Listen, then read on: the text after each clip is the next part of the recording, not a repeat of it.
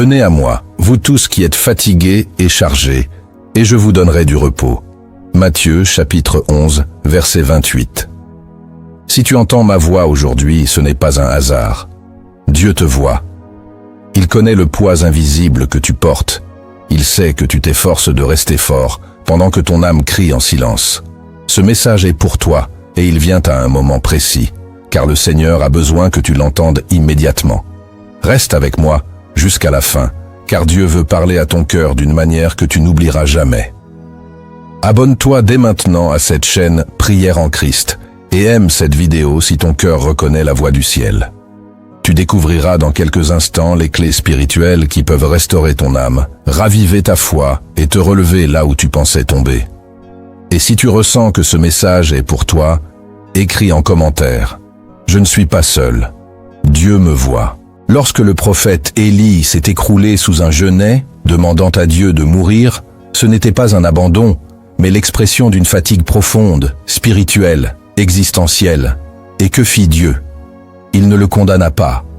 Il lui envoya un ange avec du pain chaud et de l'eau en lui disant « Lève-toi et mange, car le chemin est trop long pour toi. » 1 Rois, chapitre 19, verset 7.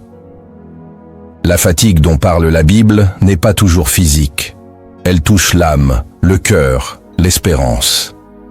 Trop souvent, nous la travestissons par des sourires ou des prières automatiques, mais le Père la voit. Jésus lui-même, à Gethsémanée, dira « Mon âme est triste jusqu'à la mort ». Matthieu chapitre 26, verset 38. Cette fatigue est connue de Dieu et elle est prise en compte dans ses plans. Aujourd'hui, il veut y répondre avec puissance. Tu as prié, tu as pleuré, et pourtant, le silence semblait plus fort que les réponses. Mais aujourd'hui, 10 voix célestes s'élèveront au fond de ton cœur. Chacune portera un fragment de la pensée de Dieu pour toi. Reste attentif, car ce que tu vas entendre maintenant peut devenir ta délivrance invisible. 1. Ta fatigue n'est pas un échec, c'est une invitation. La première voix céleste que tu dois entendre murmure ceci. Ta fatigue n'est pas un échec, c'est une invitation. Tant de croyants s'accusent lorsqu'ils sentent leur foi faiblir. Ils pensent que l'épuisement est la preuve qu'ils ont manqué de prière, de persévérance, de fidélité. Mais le regard de Dieu ne juge pas comme celui des hommes. Lorsque l'âme est lasse, le Père s'approche. Il voit ce que les autres ne voient pas. Il entend ce que même toi, tu n'arrives plus à formuler. Et ce qu'il entend, ce ne sont pas des plaintes, mais des soupirs sacrés. Jésus a dit « Venez à moi, vous tous qui êtes fatigués et chargés, et je vous donnerai du repos. » Matthieu 11, 28.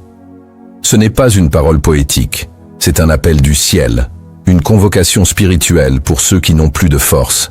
La fatigue n'est pas la fin, c'est le seuil. Là où ton énergie s'arrête, sa présence commence. Même le Christ, après les foules, après les miracles, se retirait seul pour prier. Le Fils de Dieu s'autorisait le silence, la solitude, le retrait. Et toi, tu crois que tu n'as pas le droit d'être fatigué? Ce n'est pas la chute qui épuise, c'est l'orgueil de vouloir tout porter sans lâcher prise. Ton épuisement est une invitation divine, une voix qui te dit « Arrête-toi, entre dans le lieu secret, laisse-moi renouveler tes forces. » Car ceux qui se confient en l'Éternel renouvellent leur vigueur. Ils prennent le vol comme les aigles. Ésaïe 40, 31. Si tu es au bout, tu es au début de quelque chose. Dieu ne méprise pas les cœurs fatigués. Il les attire, il les restaure et il les prépare pour un nouveau souffle. 2. Je t'ai vu quand tu n'avais plus la force de prier. La deuxième voix céleste que tu dois écouter te rappelle ceci.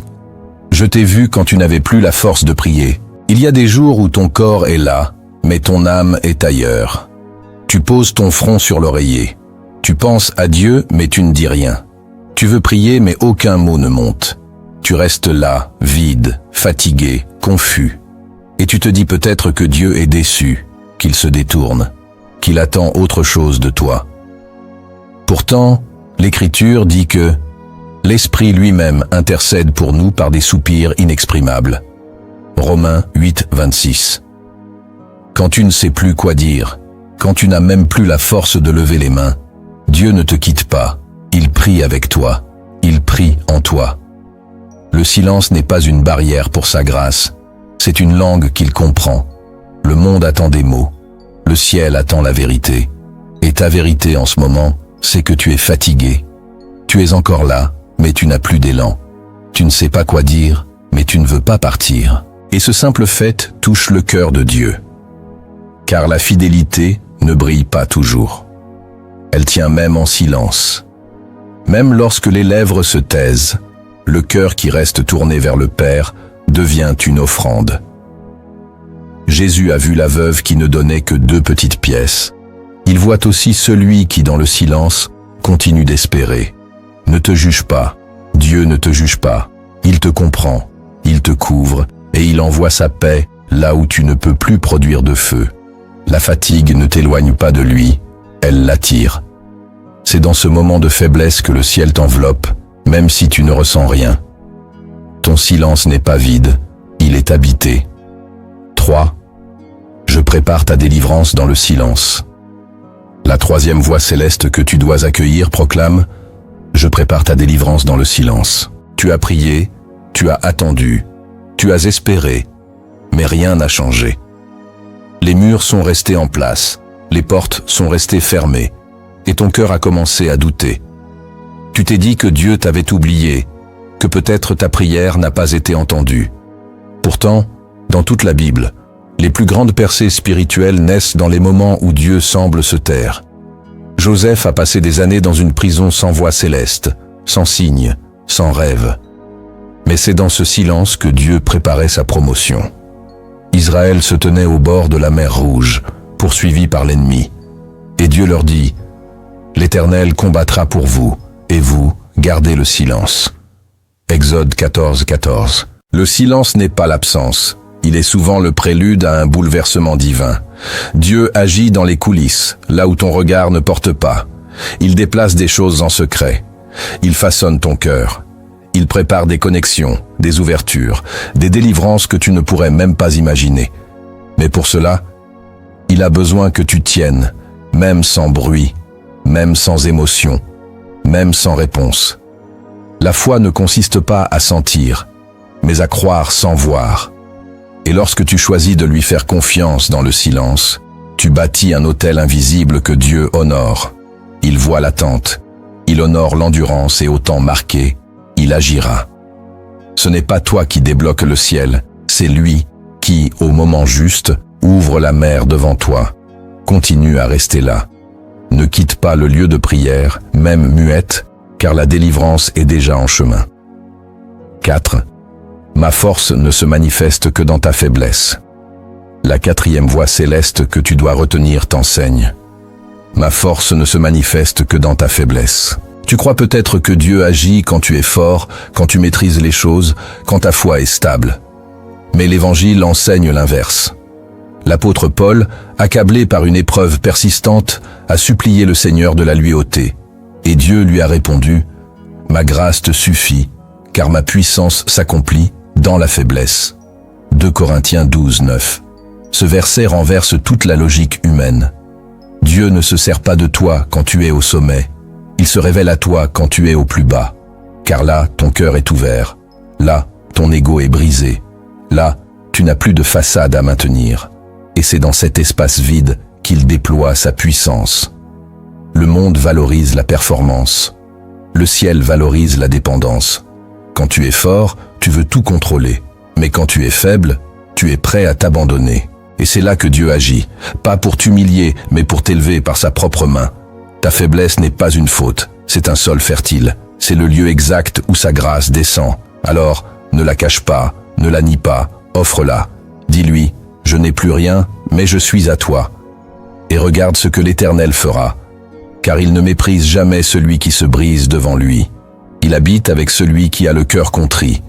Ce que tu vis en ce moment n'est pas une défaite, c'est un espace sacré, une terre de visitation. 5.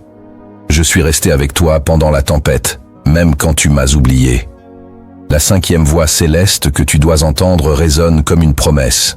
Je suis resté avec toi pendant la tempête, même quand tu m'as oublié. Tu t'es peut-être éloigné, tu as cessé de prier.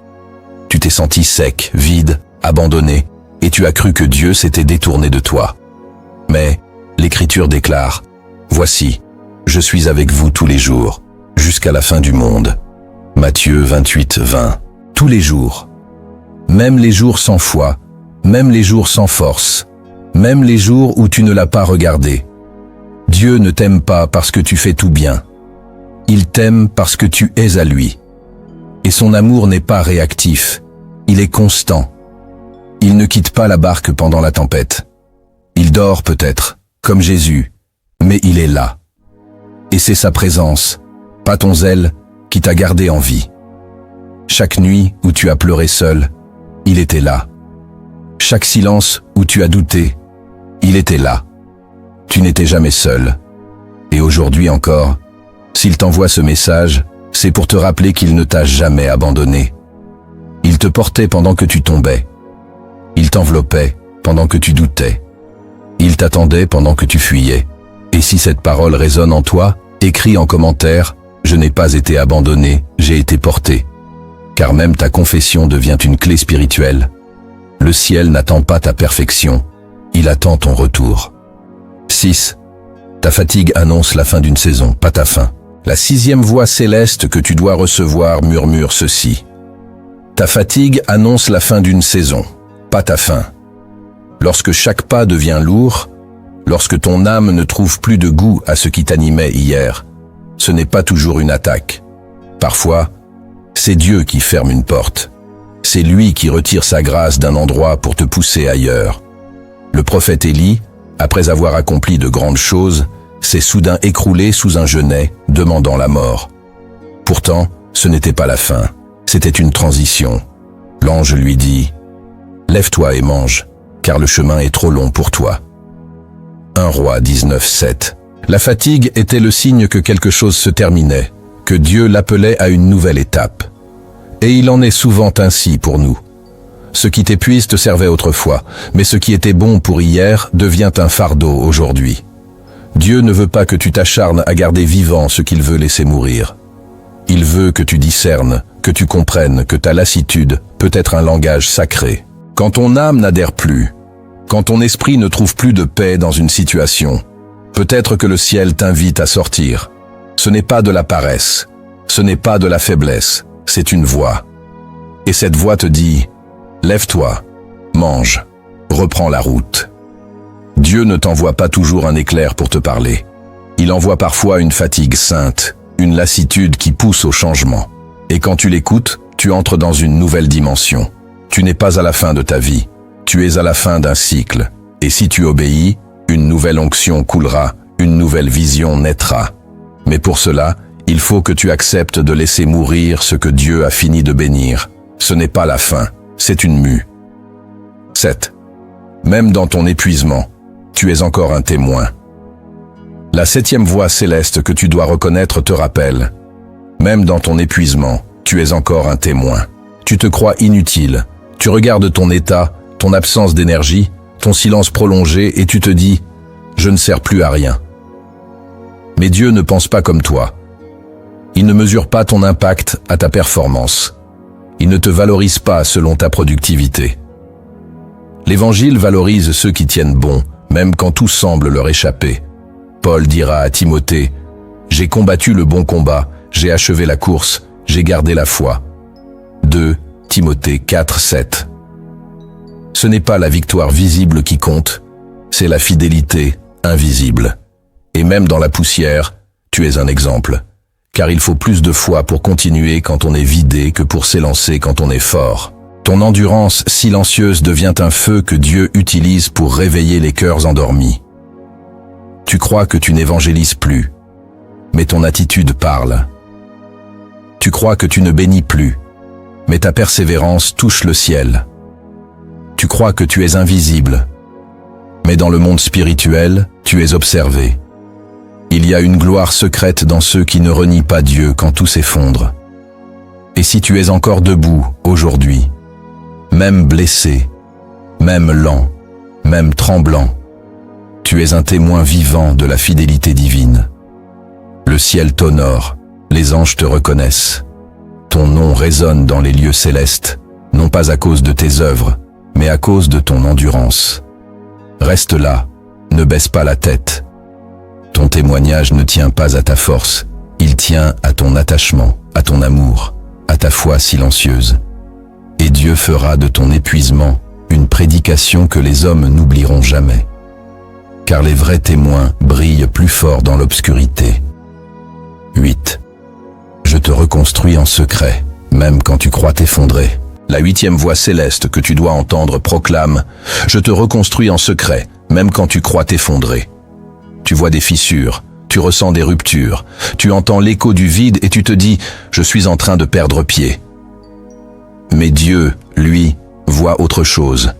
Il voit un chantier, un lieu sacré de transformation. Il t'a déconstruit non pour te détruire, mais pour reconstruire autrement. Comme le potier brise son vase pour en refaire un nouveau, il t'a brisé dans sa main, pas hors de sa main. L'Écriture dit « Comme l'argile est dans la main du potier, ainsi vous êtes dans ma main ». Jérémie 18:6. Il ne t'a jamais lâché, il ne t'a jamais abandonné. Il travaille dans l'invisible, il creuse, il nettoie, il répare. Mais tout cela se fait sans bruit. Dans les profondeurs de ton être, tu ne vois pas encore le résultat. Tu ressens juste le vide, la douleur, l'incompréhension. Mais tout cela est normal. Toute construction commence par une démolition. Toute élévation commence par une excavation. Dieu creuse profond, car il veut bâtir haut. Et pour cela, il ne t'autorise plus à vivre en surface. Il te descend dans les fondations. Il y dépose sa parole, sa paix, son feu. Et bientôt, ce qui était ruine deviendra témoignage. Ce qui semblait perdu deviendra clé. Tu n'es pas en train de tomber. Tu es en train d'être refait. Et lorsque ce travail invisible sera achevé, tu seras méconnaissable.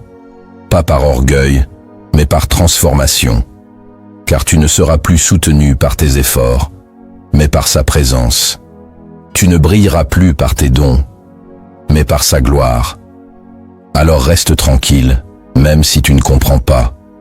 Tu es entre ses mains, et c'est l'endroit le plus sûr pour être refait. 9. Je suis plus proche quand tu es vidé de tout. La 9e voix céleste que tu dois écouter murmure « Je suis plus proche quand tu es vidé de tout ».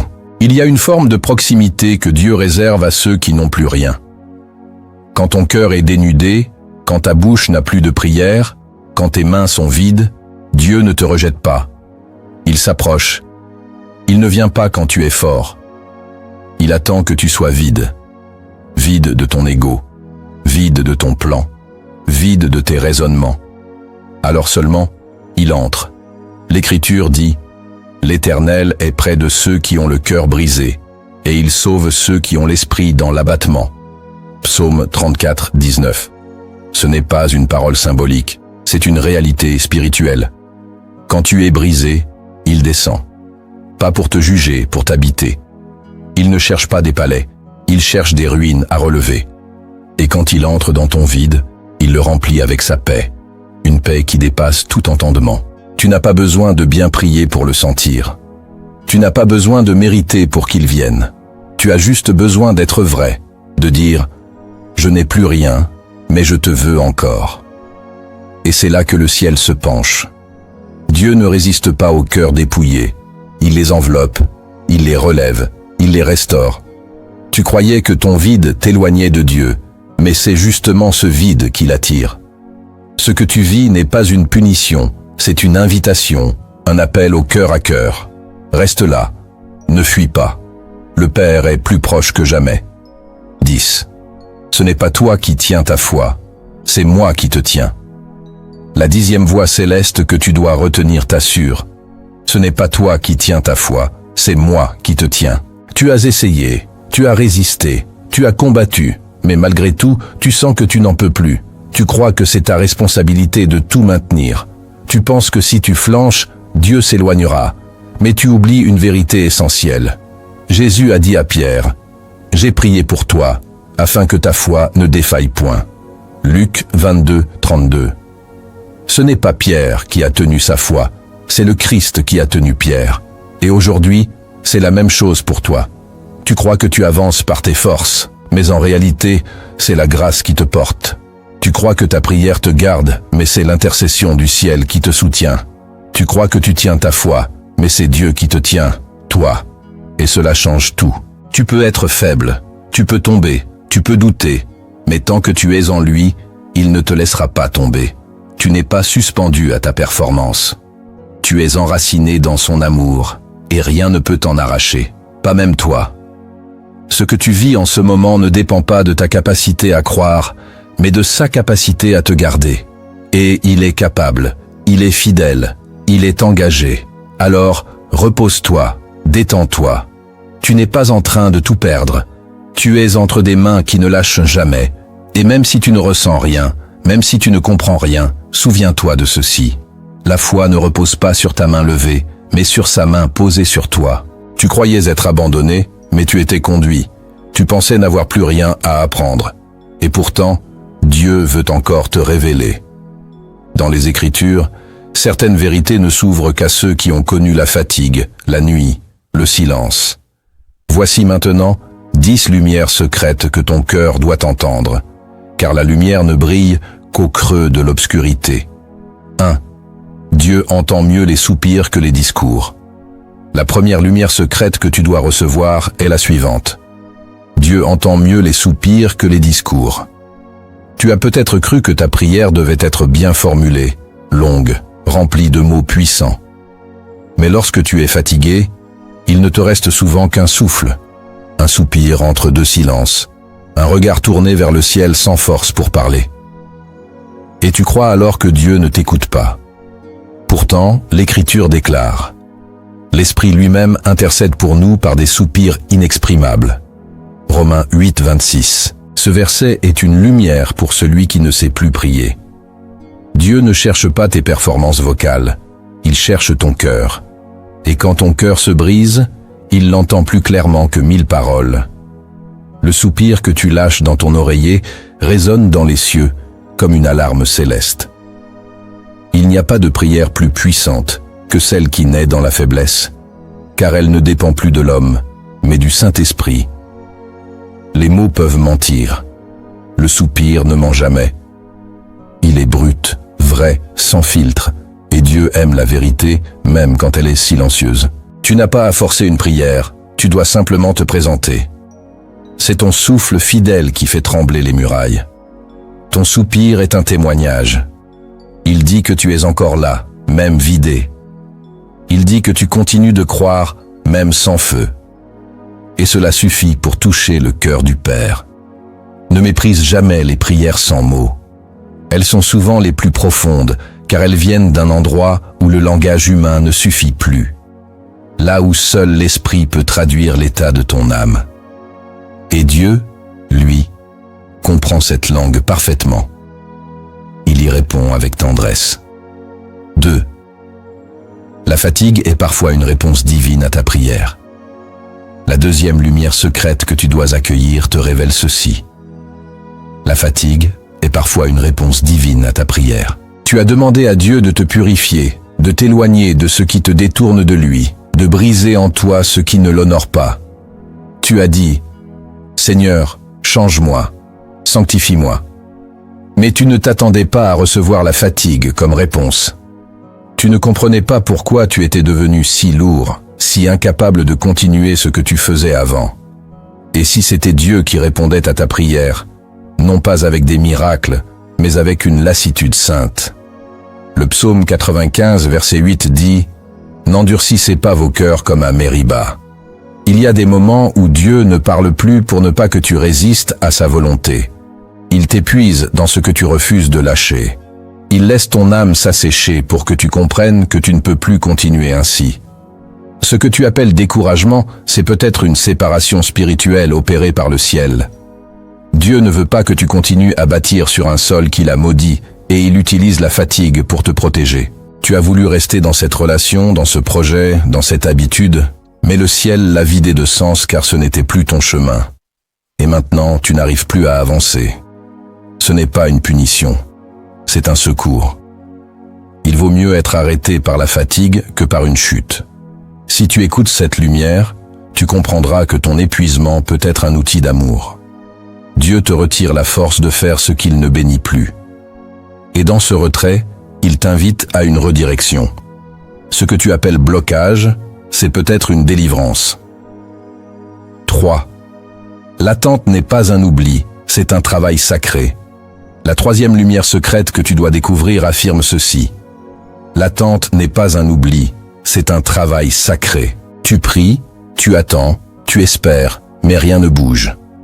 Le ciel semble silencieux, les jours passent, et ton cœur devient lourd. Tu te demandes si Dieu t'a mis de côté. Tu te dis peut-être, j'ai été fidèle, pourquoi le silence? Mais l'Écriture dit dans le psaume 27, verset 14, « Espère en l'Éternel, fortifie-toi, et que ton cœur s'affermisse. » L'attente n'est pas un oubli, c'est une formation invisible. Dieu creuse quelque chose en toi que l'immédiateté ne peut pas produire. Il bâtit la patience, la foi nue, la dépendance absolue. Et tout cela ne peut s'enseigner que dans le silence. Joseph, dans sa prison, n'était pas abandonné. Il était en formation. David, poursuivi par Saül, n'était pas rejeté. Il était en préparation. Même Jésus a dû attendre 30 années avant de commencer son ministère. L'attente n'est jamais vide, elle est habitée. Mais tu dois changer de regard. Ce n'est pas du temps perdu, c'est un terrain d'approfondissement. Dieu te dépouille de l'urgence pour t'immerger dans la confiance. Il veut que ta foi tienne même quand le ciel ne répond pas. Il veut que tu l'aimes pour qui il est, pas seulement pour ce qu'il donne. Et cela, seule l'attente peut l'enseigner. Si tu acceptes cette lumière, tu cesseras de voir le silence comme un mur. Tu commenceras à le voir comme une main qui sculpte ton âme. Dieu ne t'a pas oublié, il t'enracine.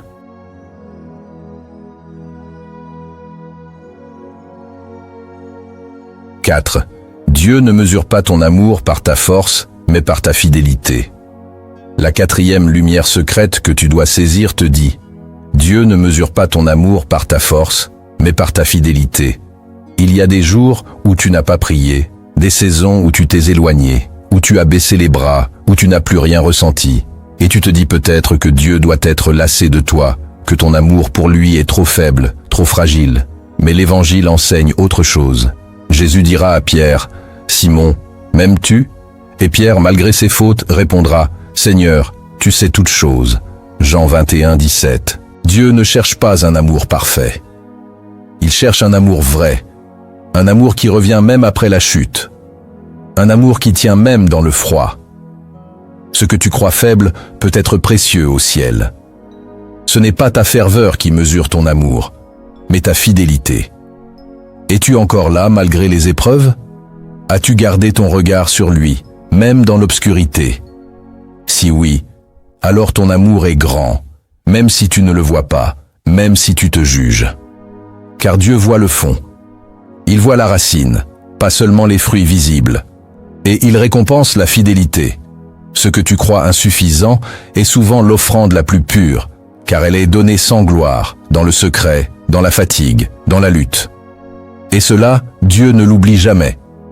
Si tu es encore là aujourd'hui, c'est que ton amour pour lui est plus grand que ta force, et c'est cela qui touche son cœur. 5. Tu n'as pas besoin de comprendre pour obéir. La cinquième lumière secrète que tu dois recevoir éclaire ceci. Tu n'as pas besoin de comprendre pour obéir. Quand tu es fatigué, tu veux des réponses. Tu veux savoir pourquoi tu traverses cela, ce que Dieu veut faire, ce que tu dois changer. Mais parfois, le ciel ne répond pas à tes questions. Il donne seulement une direction, comme à Abraham à qui Dieu dit « Va-t'en de ton pays, de ta patrie et de la maison de ton père. » Genèse 12, 1. Il n'y avait pas d'explication, juste un appel, et Abraham est parti. L'obéissance précède souvent la compréhension. Tu veux comprendre avant d'agir. Dieu veut que tu avances dans la foi. Et cette foi est précieuse. Elle dit « Je ne vois rien, mais je te suis ». C'est dans cette obéissance que Dieu révèle ses plans. Pas avant. Il ne te montrera pas la fin tant que tu refuses le premier pas. Tu es fatigué, oui, mais tu peux encore dire oui. Tu n'as pas la force de tout faire, mais tu peux encore poser un acte d'obéissance, lire un verset, fermer une porte, t'éloigner d'une tentation, dire non à une habitude. Cela suffit. Dieu agit avec peu. Il éclaire ceux qui marchent, pas ceux qui restent immobiles. Alors, même si tu ne comprends pas, avance. C'est en obéissant que la lumière viendra. 6. Dieu est plus glorifié quand tu tiens bon dans le silence. La 6e lumière secrète que tu dois méditer te révèle ceci.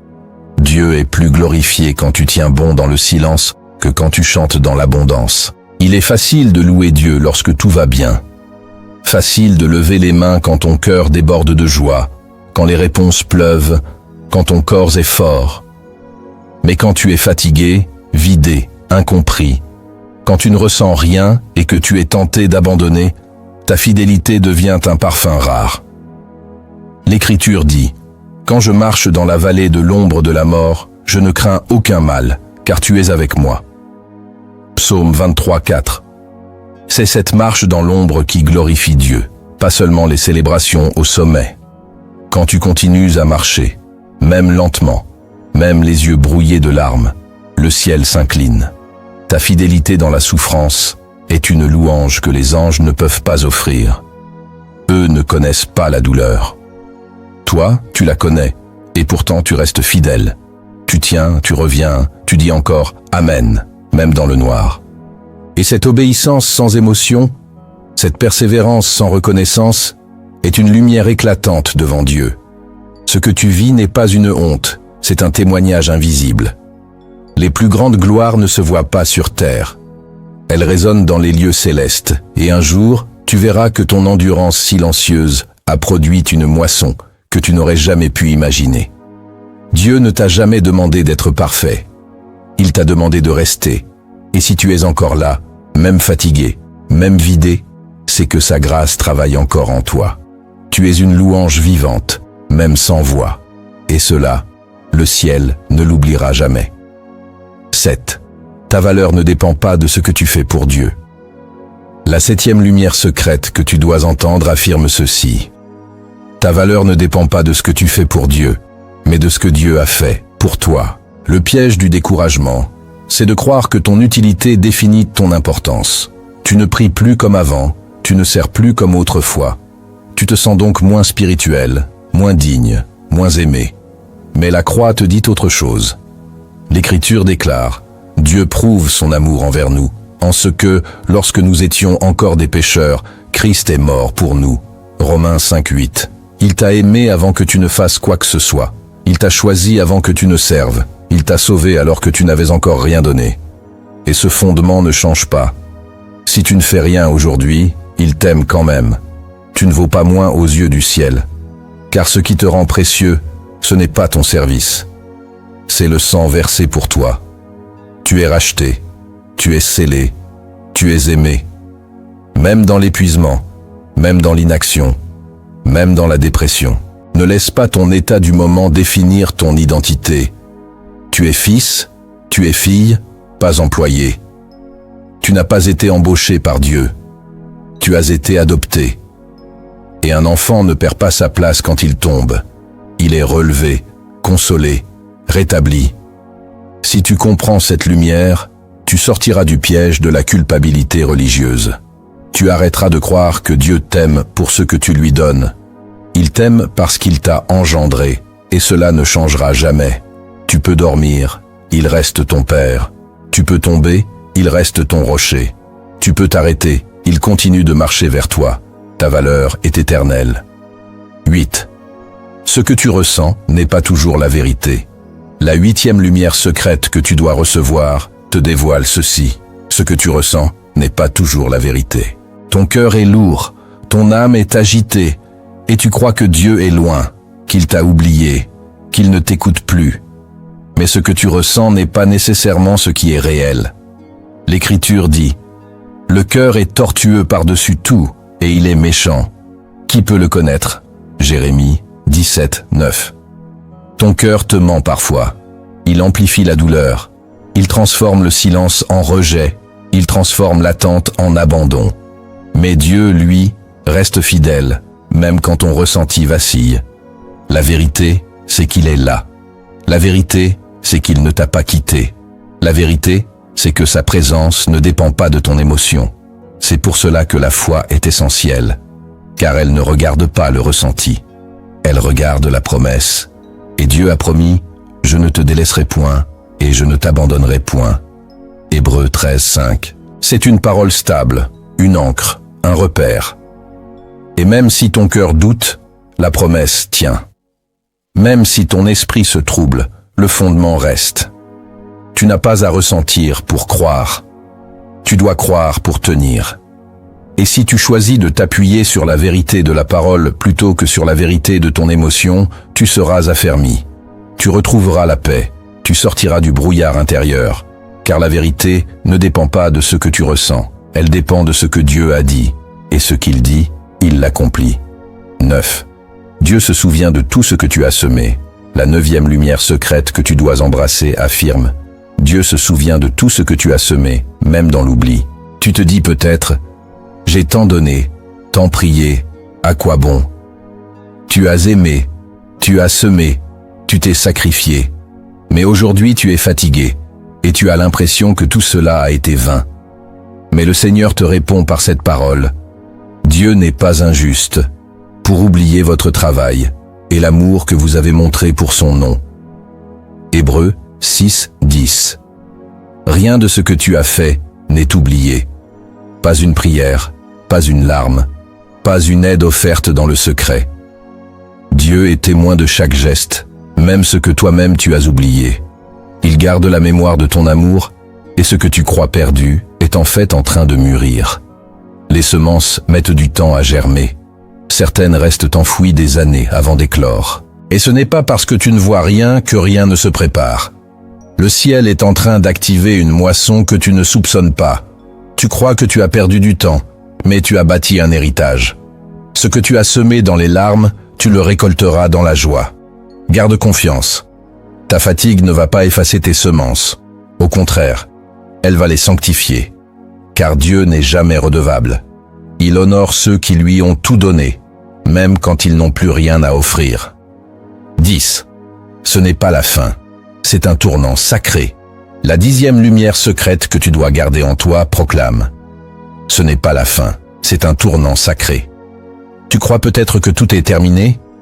Tu regardes ton cœur épuisé, ton esprit usé, ta foi abîmée, et tu te dis, c'est la fin. Mais dans le royaume de Dieu, les fins sont souvent des commencements. L'Écriture dit, « Voici, je vais faire une chose nouvelle. Elle est déjà en germe. Ne la reconnaîtrez-vous pas ?» Ésaïe 43:19. Ce que tu vis comme un effondrement est peut-être une naissance. Dieu t'a conduit au bout d'une saison, au bout de toi-même, non pour t'abandonner, mais pour te reconstruire. Il t'a dépouillé non pour te punir, mais pour te repositionner. Et cette fatigue profonde que tu ressens est le signe que tu ne peux plus faire les choses comme avant. Tu es en transition. Une étape se termine, une autre commence. Mais entre les deux, il y a ce creux, ce lieu sans direction, sans clarté, sans feu. Et c'est là que Dieu parle, c'est là qu'il redéfinit. Ne dis pas que tout est fini, dis plutôt « Seigneur, je me rends ». Car ce lieu d'abandon est le seuil d'une visitation. Ce que tu abandonnes maintenant, Dieu s'apprête à le remplacer par une vie nouvelle. Tu n'as pas perdu ton avenir. Tu es en train de le réécrire avec le ciel. Tu as entendu, tu as compris. Mais maintenant, Dieu t'appelle à agir. Car l'onction ne transforme rien si elle ne débouche pas sur une obéissance concrète. Voici 7 semences de transformation que tu dois planter dans ton quotidien.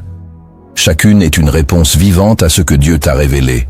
Ce n'est plus l'heure d'écouter, c'est l'heure de marcher. 1. Le silence sacré. La première semence de transformation que tu dois planter est celle du silence sacré. Ton âme est fatiguée car elle a été trop exposée. Trop de paroles, trop de bruit, trop d'avis extérieurs. Tu as essayé de tout expliquer, de tout comprendre, de tout maîtriser, et tu t'es vidé. Il est temps de restaurer le sanctuaire du silence. L'Écriture dit, « C'est dans le calme et la confiance que sera votre force. » Ésaïe 30:15. Le silence n'est pas une fuite, c'est une force. Ce n'est pas une absence, c'est une présence. Dieu ne parle pas toujours dans le tumulte. Il se révèle dans le secret. Lorsque le prophète Élie se tenait dans la caverne, il ne reconnut pas Dieu dans le feu, ni dans le vent, ni dans le tremblement de terre, mais dans un murmure doux et léger. C'est dans ce souffle que l'Éternel se manifesta. Toi aussi, tu dois te retirer. Crée un espace sans téléphone, sans réseau, sans distraction. Un lieu pour respirer, pour écouter, pour ne rien faire d'autre que d'être là. Assieds-toi, ferme les yeux, respire lentement et dis simplement « Me voici, Seigneur ». Peut-être n'entendras-tu rien. Peut-être ressentiras-tu le vide. Mais si tu persévères, le ciel s'ouvrira. Ce silence deviendra ta force. Il calmera les tempêtes intérieures. Il réalignera ton cœur. Car dans le silence, Dieu guérit les parties que même la parole ne peut atteindre. Ce n'est pas facile. Le silence te confronte. Il met à nu tes pensées, mais il t'ouvre aussi à la voix du Père. Sème cette habitude dans ton quotidien, même quelques minutes par jour. C'est une graine puissante. Elle grandira et deviendra un refuge intérieur. Tu ne pourras pas éviter la fatigue de ce monde, mais tu pourras apprendre à y répondre autrement, par le silence. Tu récupéreras la paix que les mots t'avaient volée, et tu sauras dans ton cœur que Dieu est encore là. 2. Le repos obéissant. La deuxième semence de transformation que tu dois planter est celle du repos obéissant. Tu as appris à prier. Tu as appris à jeûner. Tu as appris à servir. Mais as-tu appris à te reposer dans la volonté de Dieu? Le repos n'est pas de la paresse spirituelle. C'est une posture de confiance. L'Écriture dit « Il me fait reposer dans de verts pâturages. Il me dirige près des eaux paisibles. » Psaume 23, 2. Ce verset ne parle pas d'une pause occasionnelle, mais d'un mode de vie spirituel. Dieu veut t'apprendre à obéir en te reposant. Cela signifie accepter de ne pas tout faire, de ne pas tout régler, de ne pas tout porter. Cela veut dire reconnaître que tu n'es pas le sauveur. Tu dois réapprendre à dormir sans culpabilité, à t'arrêter sans t'excuser, à prendre soin de ton corps sans penser que tu perds du temps. Car Dieu a créé le sabbat avant même le péché. Le repos est sacré. Il restaure ce que l'effort épuise. Si tu veux durer dans la foi, tu dois apprendre à t'arrêter. Pas pour fuir, mais pour écouter. Pas pour abandonner, mais pour te réaligner. Ce repos n'est pas passif. Il est actif dans l'esprit. C'est dans le repos que tu reçois des révélations. C'est dans le calme que Dieu dépose de nouvelles instructions. Mais tant que tu cours partout, tu n'entends plus rien et l'ennemi le sait. Il veut t'épuiser pour te rendre sourd. Alors Dieu t'appelle à l'obéissance du repos. Planifie des temps de pause. Protège-les. Ce sont des actes de foi. En te reposant, tu dis « Je crois que Dieu agit même quand, moi, je ne fais rien. » Et cette foi attire le ciel. Le repos devient une offrande, et ton corps, ton âme, ton esprit seront rafraîchis, car le Dieu que tu sers n'est pas un tyran. Il est un berger, et les bergers conduisent toujours vers le repos. 3. La gratitude sans condition. La troisième semence de transformation que tu dois planter est celle de la gratitude sans condition. Quand tu es fatigué, la tentation est grande de regarder tout ce qui ne va pas. Ton âme s'alourdit de plaintes, ton regard se fixe sur le manque et ton cœur se ferme. Mais la gratitude est une arme spirituelle. L'Écriture dit « Rendez grâce en toutes choses, car c'est la volonté de Dieu pour vous. » 1 Thessaloniciens 5, 18. Toutes choses, même les jours sombres, même les saisons arides, car la gratitude ne nie pas la souffrance, mais elle l'encadre. Elle te rappelle que Dieu est toujours là, même dans le désert, et cela change tout.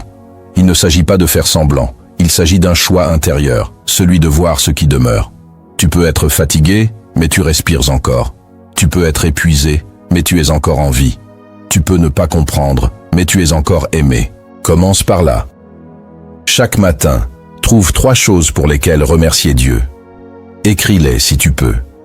Même si c'est petit, même si c'est répétitif, cette discipline ouvrira des portes dans ton âme.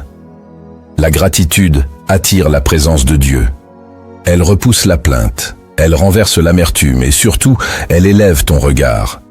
Elle te sort du gouffre intérieur et, progressivement, elle te restaure. Le cœur reconnaissant voit des miracles, là où d'autres ne voient que fatigue. Ce n'est pas magique, c'est spirituel. Plus tu remercies, plus ton cœur s'ouvre. Et plus ton cœur s'ouvre, plus la paix descend. Ce que tu vis ne changera peut-être pas immédiatement, mais ta position intérieure changera, et cela suffit pour respirer à nouveau. Sème cette habitude. Elle transformera ton atmosphère, ton langage, ta prière. La gratitude est une semence. Elle porte toujours du fruit. 4. La parole alignée. La 4e semence de transformation que tu dois poser est celle de la parole alignée. Quand tu es fatigué, tes paroles deviennent imprudentes. Tu dis ce que tu ressens, pas ce que Dieu a dit. Tu te condamnes, tu murmures. Tu maudis parfois sans le savoir. Mais la parole est une semence. L'Écriture dit « La mort et la vie sont au pouvoir de la langue ». Proverbe 18, 21. Et cette puissance ne disparaît pas quand tu es faible. Elle reste active. Même dans l'épuisement, tu continues de semer avec ta bouche. Alors, Dieu t'appelle à aligner ta parole à sa vérité, pas à ton émotion. Cela ne veut pas dire nier ce que tu ressens, mais cela veut dire déclarer ce que lui dit. Il dit que tu es plus que vainqueur. Il dit que tu es aimé. Il dit que tu es soutenu. Même si tu ne le sens pas, même si tu ne le vois pas, il faut que ta bouche soutienne ta foi, pas ta peur. Commence par corriger une parole chaque jour, une phrase que tu répètes souvent, mais qui te détruit. Remplace-la par une vérité biblique, même à voix basse, même seule. Car la foi vient de ce que l'on entend, et ce que tu entends de ta propre bouche a un impact. Tu es ton premier prophète. Si tu proclames l'échec, tu te condamnes. Si tu proclames la vie, tu te relèves. Ce que tu dis aujourd'hui prépare ton état intérieur de demain. Alors, parle comme un enfant de Dieu, même fatigué. Sème des mots qui guérissent, qui élèvent, qui réparent. Ta langue peut devenir une source de restauration. Utilise-la comme Dieu l'a prévu, pour bénir. 5. La persévérance silencieuse. La 5e semence de transformation que tu dois faire germer est celle de la persévérance silencieuse. Tu as peut-être arrêté d'avancer parce que tu ne vois plus de résultats. Tu as prié, tu as semé, tu as attendu, et rien n'a changé. Alors tu t'es dit, à quoi bon continuer? Mais l'Écriture dit, ne vous lassez pas de faire le bien, car au temps convenable vous moissonnerez. Galates 6, 9. Ce verset est un rappel. Le ciel voit, le ciel compte, le ciel répond, mais il agit selon son temps, pas le tien. Et entre la semence et la moisson, il y a le silence. Ce silence n'est pas l'échec, c'est l'épreuve de la persévérance. Tu n'as pas besoin de voir pour avancer. Tu dois seulement croire et continuer. Un jour à la fois, une prière à la fois, une décision à la fois. Même sans émotion, même sans feu. Car ce que tu fais en silence a plus de poids que tu ne le crois. Le monde célèbre l'instantané. Dieu récompense l'endurance. Et si tu tiens bon, même dans la fatigue, tu verras sa main. Peut-être pas comme tu l'espères, mais toujours comme il l'a promis. Ta fidélité attire sa fidélité. Ta constance ouvre le ciel. Ne t'arrête pas maintenant. Tu es plus proche de la percée que tu ne l'imagines. La moisson est en route. Continue. 6. Le service discret. La 6e semence de transformation que tu dois arroser est celle du service discret. Quand tu es fatigué, tu te retires, tu t'isoles, et c'est compréhensible. Mais attention, l'ennemi veut que tu confondes isolement et restauration. L'un guérit, l'autre affaiblit. Dieu ne t'a pas appelé à te cacher, mais à semer, même dans le peu. L'Écriture dit que chacun de vous mette au service des autres le don qu'il a reçu. 1 Pierre 4, 10. Tu n'as pas besoin de faire beaucoup, tu as besoin de faire vrai. Le service discret ne cherche pas la reconnaissance. Il bénit dans le silence. Tu peux encourager quelqu'un par un message. Tu peux prier en secret pour une âme. Tu peux bénir sans rien dire. Et dans ces petits gestes, Dieu agit puissamment. Car ce n'est pas la grandeur de l'acte qui compte, c'est l'amour qu'il porte. Et cet amour guérit ton cœur autant que celui de l'autre. Le service te reconnecte au cœur de Dieu. Il te sort de toi, il t'allège, il redonne du sens à ta marche. Tu n'es pas un réservoir vide, tu es une source cachée. Même dans la sécheresse, il y a toujours une goutte d'eau en toi à offrir. Et quand tu donnes malgré la fatigue, le ciel le voit. Tu crois te vider? En réalité, tu es renouvelé. Car il y a plus de joie à donner qu'à recevoir. Tu ne dois pas attendre d'être fort pour servir. Tu dois servir avec ton reste, et Dieu le multipliera. Il transformera ton petit en miracle, et ton cœur fatigué en instrument de consolation. 7. L'espérance indestructible. La 7e semence de transformation que tu dois planter est celle de l'espérance indestructible. Tout autour de toi semble figé. Tu regardes ta vie et tu te demandes si quelque chose changera un jour. Tu ne sens plus de feu, tu ne vois plus de lumière.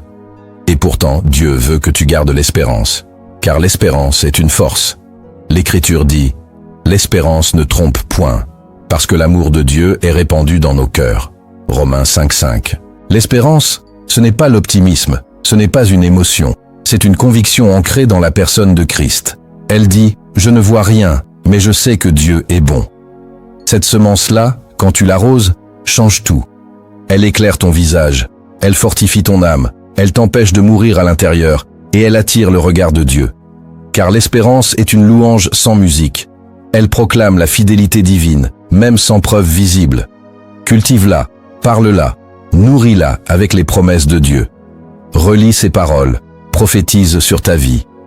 Dis à ton âme, espère en Dieu, car je le louerai encore. C'est ce que disait David dans le psaume 42, verset 6. Et tu dois dire la même chose, car cette espérance est ton ancre.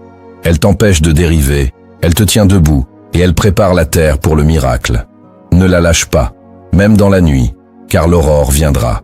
Le royaume de Dieu se révèle parfois à travers des histoires simples mais chargées de mystères.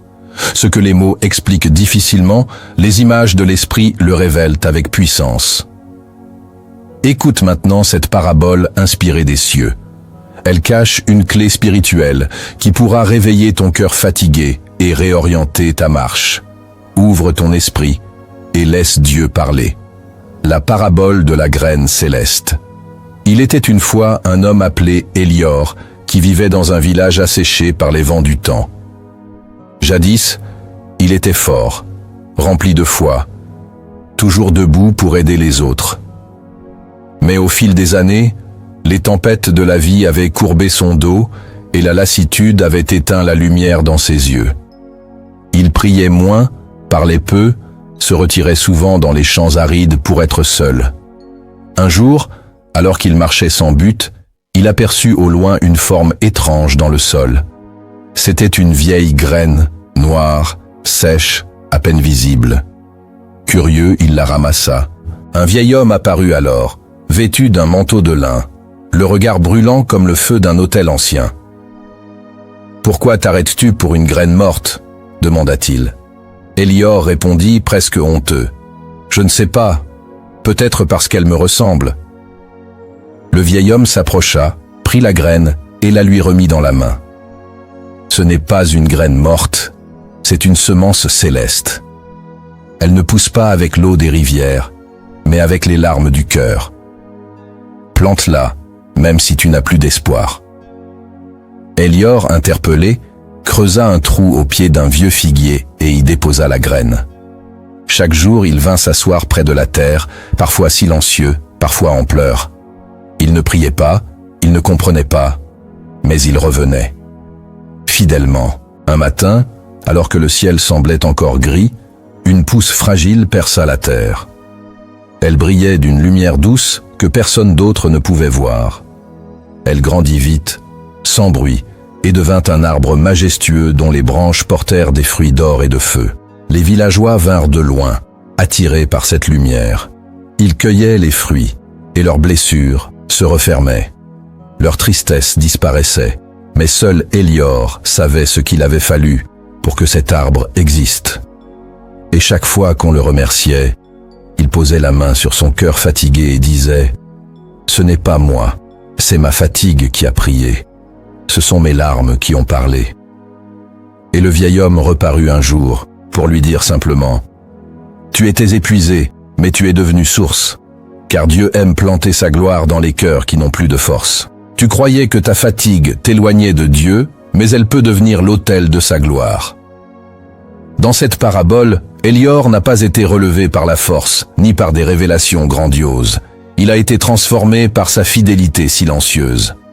Il a planté une graine sans y croire, mais Dieu a répondu à son geste, pas à sa puissance. C'est une loi spirituelle. Dieu agit là où tu te tiens encore, même sans force. Il ne demande pas ta performance, mais ton retour. Tes larmes peuvent arroser des semences invisibles et ce que tu crois stérile peut devenir source pour des multitudes. Ne méprise jamais les saisons où tu n'as plus rien. Ce sont souvent celles que Dieu utilise pour écrire ses plus grandes œuvres. Là où tu gémis, il agit. Là où tu n'as plus de mots, il envoie sa puissance. Reste là. La graine n'est pas morte. Elle attend ton cœur brisé. Tu as écouté cette vidéo parce que ton âme avait soif. Et si tu es resté jusqu'ici, c'est que Dieu t'a visité en secret. Il t'a parlé dans ta fatigue, dans ton silence, dans ton épuisement. N'oublie jamais ceci. Ton épuisement n'est pas une fin. C'est un appel divin à te repositionner, à t'enraciner, à renaître. Le Père ne te rejette pas quand tu flanches. Il s'approche. Il t'appelle par ton nom. Et aujourd'hui, il a planté en toi 7 semences de transformation. Maintenant, c'est à toi de les cultiver. Si ce message a parlé à ton cœur, partage-le à quelqu'un qui traverse lui aussi une saison d'épuisement. Tu ne sais pas ce qu'une seule vidéo peut déclencher dans la vie de celui qui doute. Abonne-toi à cette chaîne, Prière en Christ, si tu veux continuer à grandir dans ta foi, et laisse un commentaire, même bref, même silencieux. Cela nous permet d'avancer ensemble dans l'écoute du Saint-Esprit. Maintenant, je veux prier pour toi. Toi qui regardes, toi qui écoutes. Peu importe ton lieu, ton âge, ton passé. Le Saint-Esprit t'a conduit ici pour t'embrasser dans ta faiblesse. Cette prière n'est pas une formule, c'est une visitation. Ouvre ton cœur et reçois maintenant. Prière. Père éternel, je me tiens devant toi pour cette âme qui écoute. Tu la connais mieux que moi. Tu connais son nom, ses nuits, ses soupirs, ses fatigues. Tu sais tout ce qu'elle n'a jamais osé dire à personne. Elle t'appartient et aujourd'hui, je t'élève cette vie précieuse. Je te la présente comme une offrande vivante, même brisée, même silencieuse. Regarde, Seigneur, son cœur. Regarde son combat. Regarde ce poids qu'elle porte depuis trop longtemps. Ce fardeau qu'aucun mot ne peut vraiment exprimer. Tu as vu ses efforts, ses larmes, ses prières murmurées à demi-mot. Tu as vu ses réveils sans force, ses journées sans feu, ses soirs sans espérance. Mais aujourd'hui, je déclare une visitation nouvelle sur elle. Viens, Esprit de Dieu, comme un souffle léger. Viens comme une rosée sur une terre desséchée. Ne viens pas comme le tonnerre, viens comme la paix. Ne viens pas pour la juger, viens pour la relever. Rappelle-lui qu'elle est encore aimée, qu'elle n'a jamais été oubliée, qu'elle est encore dans ton plan. Même fatiguée, même lente, même perdue, elle est dans ta main. Maintenant, Seigneur, je prie pour sa famille, pour ses enfants, pour son couple, pour ses frères et sœurs, pour les parents qui ne croient peut-être pas encore. Je prie pour que la paix entre dans chaque maison connectée à cette vie. Que là où il y avait des cris, il y ait maintenant du calme. Que là où il y avait des tensions, ton esprit souffle la réconciliation. Je brise toute parole de malédiction prononcée dans sa lignée et je libère une bénédiction générationnelle sur sa famille. Je prie aussi pour ses finances. Seigneur, tu vois les dettes. Tu vois l'angoisse devant les factures. Tu vois la peur de manquer, la honte de dépendre, la fatigue de toujours compter chaque centime. Mais toi, tu es Jéhovah Jireh, le Dieu qui pourvoit. Tu n'as pas changé.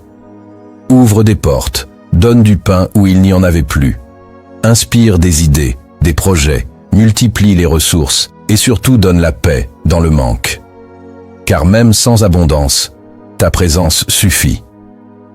Que cette personne sache qu'elle ne sera jamais abandonnée à la fin. Que chaque besoin soit comblé selon ta richesse et non selon ses capacités. Je prie pour ses projets. Seigneur, il y a des rêves que personne ne connaît, des choses qu'elle a portées dans le silence, des visions mises de côté par lassitude. Rappelle maintenant ce que tu lui avais dit autrefois. Réveille les promesses anciennes. Relève ce qui était enterré. Donne des confirmations, donne du courage, donne la force de recommencer, de réécrire, de réessayer. Et si ce n'était pas ton chemin, donne la paix pour tourner la page. Mais si c'est de toi, Seigneur, donne l'huile pour continuer. Que tout ce qui est conforme à ta volonté s'ouvre avec facilité surnaturelle. Envoie les bonnes personnes, détourne les mauvaises, protège son avenir des pièges invisibles. Je te présente maintenant sa santé. Tu vois le corps fatigué, tu vois les douleurs chroniques, tu vois cette maladie qui s'est installée sans permission. Tu vois aussi la fatigue mentale, l'anxiété, le stress, les insomnies. Je proclame ton nom, Jéhovah Rapha, le Dieu qui guérit. Que ton feu vienne maintenant sur chaque cellule, chaque organe, chaque pensée troublée. Qu'un vent de guérison souffle, qu'il y ait des témoignages, des examens renversés, des douleurs disparues. Mais même si la guérison est progressive, je prie pour que ton esprit vienne fortifier ce corps, qu'il tienne debout, qu'il retrouve l'énergie de vivre, l'envie de se lever, la joie de respirer. Tu es encore capable, Seigneur, et je crois que tu touches maintenant ce corps. Je prie pour ses études, pour ceux qui apprennent encore, pour ceux qui veulent réussir mais qui se sentent perdus. Donne la sagesse, ouvre l'intelligence, donne la mémoire surnaturelle, place-la devant les bons professeurs. Éloigne toute pression toxique. Que l'échec ne définisse plus son identité. Que la réussite ne devienne pas une idole, mais qu'elle marche avec équilibre. Et que dans chaque salle de classe, ton esprit l'accompagne. Qu'elle sente ta présence même devant les examens. Tu es le Dieu qui enseigne, le Dieu qui forme. Inspire cette vie, Seigneur, qu'elle ne perde pas courage dans ses efforts. Je te présente aussi son pays. Tu sais d'où elle vient. Tu vois la souffrance de sa terre, les injustices, les violences, la corruption, le désespoir. Mais tu es le Dieu des nations, et tu ne détournes pas les yeux. Seigneur, bénis ce peuple. Que cette personne soit un témoin dans son pays. Même si elle se sent insignifiante, tu peux faire d'elle un canal d'impact. Donne-lui l'amour de sa nation, la capacité d'intercéder, de servir, de semer quelque chose, même petit, et protège-la du mal, de l'injustice, de la manipulation. Sois son abri dans le chaos, son refuge dans les tempêtes sociales. Tu peux changer une ville à travers une seule personne. Alors, fais d'elle une lampe dans les ténèbres. Enfin, Seigneur, je prie pour son cœur.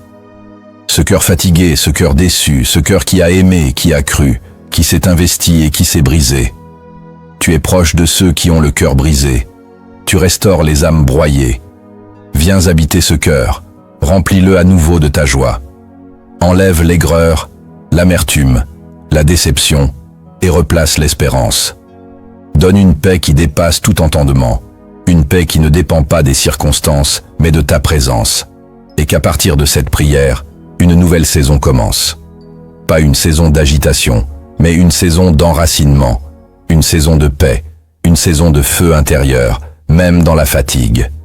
Qu'il y ait un souffle nouveau, qu'elle sache que tu es là et que c'est suffisant, au nom de Jésus-Christ. Amen.